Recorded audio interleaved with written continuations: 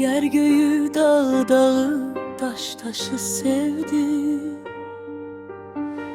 Kaş göze vuruldu, göz qaşı sevdi. Tanrı naxış vurdu, nakkaşı sevdi. Biz niye sevmeyek birbirimizi? Çemenler torpağa halı çekirse, halıda yaşlı alı şekilse, arı çiçeklerden balı çekirse, biz niye sevmeyek birbirimizi? Ulduzlar sayrışıp göz vurur aya, çeşmeler çağlayıp tökülür çaya.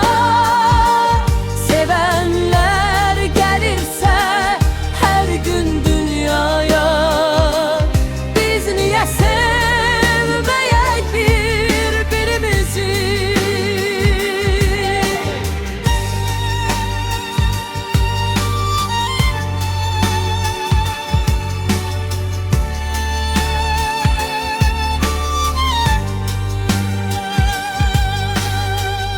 Ömür göz kırpımı fürsət azdısa, uçub elimizden geden yazdısa,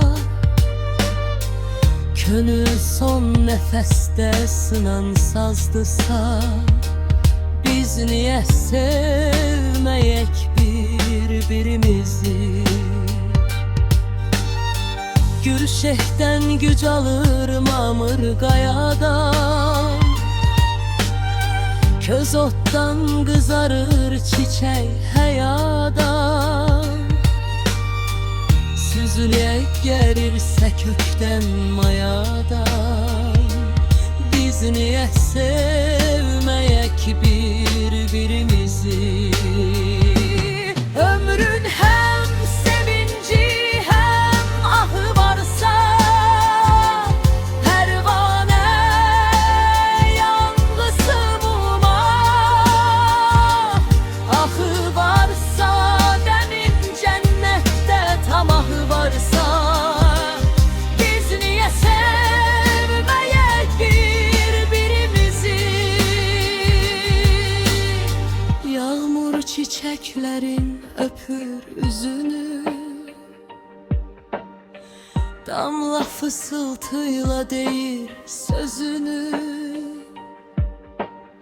Şelale qayadan atır özünü, tufan dağı sevir dağda denizi. Biz niye sevmeyek birbirimizi?